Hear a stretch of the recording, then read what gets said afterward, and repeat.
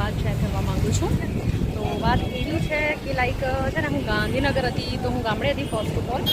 And ગામડે મારું છે ને ઘરનું બધું ચાલી રહ્યું હતું, જેમ કે લાઈક કલર વલરનું કામ હતું, જે બી છે, કારણ કે અમે 3 બહેનો છીએ તો મારો ભાઈ નથી. ઓકે, તો બધું અમે જાતે જ કરાવી, ઘરનું કલર કામ હોય, જે બી XYZ જે બી વસ્તુ હોય, જે બી રિસ્પોન્સિબિલિટી હોય અમે જાતે જ કરીએ છીએ. તો એ તો થઈ ગયું, બધું પરફેક્ટલી થઈ ગયું, બધું કર્યું, અમે મેનેજ કર્યું, જો કે કરવું બી પડે એઝ અ રિસ્પોન્સિબિલિટી. એના પછી શું થયું ગાઈઝ કે એના પછી એમ થયું કે ધીમે ધીમે છે ને હું ગામડે હતી તો મને લાઈક તમે જ્યારે તમારી એજ મોટી થાય છે તમને કરિયરનો સ્ટ્રેસ આવે છે, રાઈટ? પછી તમને એવું થાય છે કે મારી લાઈફની અંદર મને ક્યાં જવું, મને કઈ ડાયરેક્શન, કઈ સ્ટ્રીમ ચૂઝ કરવી, કયા ફિલ્ડની અંદર જવું, ઘણું બધું વસ્તુ હોય છે, ઘણું બધું વસ્તુ, રાઈટ? એના પછી છે ને મને ઘરે હું રહેતી હતી જ્યારે મારે ગામડે બધું કામ કરો, તમે ઘણું બધું કરો, લાઈક હું બી ગામડે કામ બધું કરું, બરાબર? પછી છે ને એ બધું થઈ ગયું. પછી ગામડે કામ કરાવ્યું. પછી છે ને મને મારું બોડી બહુ જ પેઇન કરતું હતું એન્ડ એવું લાગે જાણે નજર લાગી છે, જાણે કંઈ થઈ ગયું છે. એન્ડ પછી એમ કરતાં મને છે ને લાઈક ડિપ્રેશન હોય, મને મેરેજનું કરિયરનું સ્ટ્રેસ થતું. એન્ડ ધેન મને મેરેજનું કરિયરનું ઘણું બધું સ્ટ્રેસ લાગતું કે લાઈક ક્યાં જઈશું, શું કરીશું, મેરેજ બી કરવાના છે, એજ બી થાય છે, મેરેજ કરવા છે, નથી કરવા, ક્યારેક થાય કરી લઈએ, ક્યારેક થાય નહીં કરવું, કારણ કે ઘણું બધું લાઈફમાં ચાલતું, ઘણું બધું. તો કરિયર કયા ફિલ્ડમાં ચૂઝ કરવું, અને તમે કોઈ પર્ટિક્યુલરી એકચ્યુઅલી મેં કર્યું છે બી સિવિલ એન્જિનિયરિંગ, એન્ડ એના પછી મારે કઈ ચૂઝ કરવી સ્ટ્રીમ, કઈ જગ્યાએ જવું, તો તમને થોડું પ્રેશર હોય, બરાબર છે? એમ તો મને કોઈ ઘર તરફથી પ્રેશર યા તો મને પર્ટિક્યુલરી કોઈ પ્રેશર નથી આવતું, બટ મને એવું લાગે મેં મારી લાઈફની અંદર ઘણું બધું પ્રેશર લઈ લીધું. અને પછી મને એમ થયું તો એ ચાલતું પછી મારા છે ને દીદી છે આમ દૂરના મીન્સ કે ફેમિલીમાં છે, બટ મને એમ થયું કે ચલો એમની સગાઈનું ઇન્વિટેશન હતું, તો મારી બેન અને મારી 2 બહેનો જવા નથી. બટ મેં વિચાર્યું કે હવે છે ને ચલો હવે એમ જવું ના જવું. પછી મને એન્ડ ટાઈમ પર થયું કે ચલો હું જતી રહું.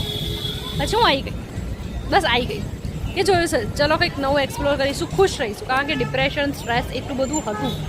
એન્ડ પછી એમ કરતાં આયા, મજા આવી, અહીંયા ઘણું બધું નવું વસ્તુ જોયું. ઓટોમેટિકલી આઈ એમ રિફ્રેશ, આઈ એમ લાઈક લાઈફમાં એવું નથી હોતું કે તમારા સપના પૂરા થશે યા તો તમે એ સ્ટેજ પર જઈશે અને મને ખુશી મળી જશે. દેખો, એ ખુશી હશે તો તમને થોડા ઘણા લેવલની એ ટાઈમે થોડી ખુશી હશે, બટ તમને એવી ખુશી નહીં હોય કે અગર હું મારી જ વાત કરું, મને હંમેશાથી એમ છે કે હું લાઈફમાં ઘણું બધું આગળ કરું, ઘણું અચીવ કરું.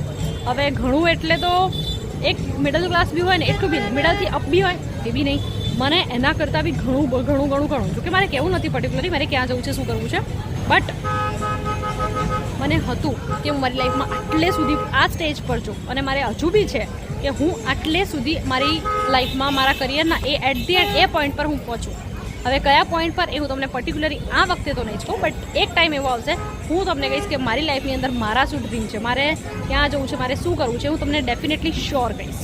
ઓકે, તો પછી એમ કરતાં મેં વિચાર્યું છે કે મારી લાઈફમાં શું કરવું છે, કરિયરનું આ તે બધું, બટ હમણાં હું નહીં કહું, જ્યારે વસ્તુ પૂરું થઈ જશે, કારણ કે અમુક વસ્તુ પૂરું થઈ જાય પછી જ કહેવાની.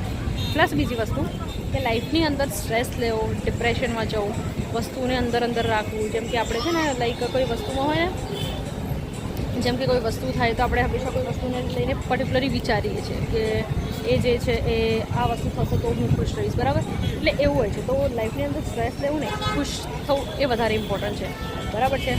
કારણ કે ખુશી જ બધું છે. તમે ખુશ હશો તો તમને પ્રોબ્લેમ નહીં થાય, બટ તમે ખુશ નહીં હો તો તમને ઘણી બધી પ્રોબ્લેમ થશે.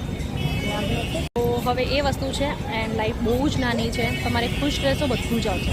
અગર તમે સ્ટ્રેસ, ડિપ્રેશન લો છો તો તમને અંદર છે ને તમને કોઈ જોડે વાત કરવા નહીં થાય, ઘરે રહેશો, તમે આખો દિવસ ઊંઘ્યા રાખશો, ઘણું બધું થાય છે.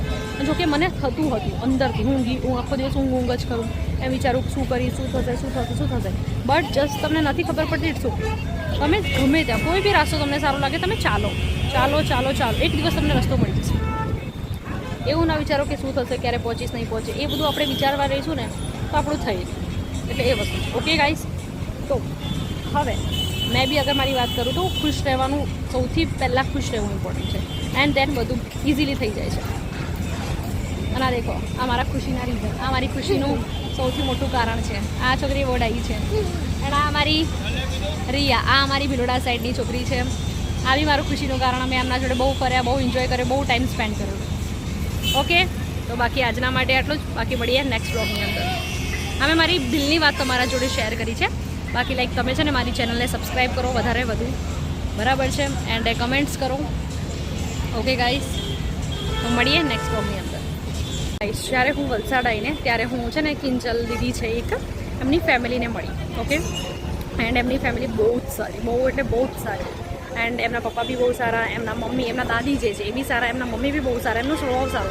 મીન્સ કે એમનું પૂરું ફેમિલી બહુ સારું. ઇવન વલસાડમાં ઘણા બધા લોકો છે જ્યાં એમની આજુબાજુવાળા બધા સારા, એમના લાઈક રિલેટિવ્સના બી નેચર બહુ સારા. તો મને બહુ જ સારું લાગ્યું. તો પછી એવું લાગ્યું કે યાર લાઈફની અંદર એવું નથી કે ખુશ રહેવું ઇમ્પોર્ટન્ટ નથી. ઘણું બધું વસ્તુ છે, તમે નાની નાની વસ્તુઓ માટે ખુશ રહી શકો છો.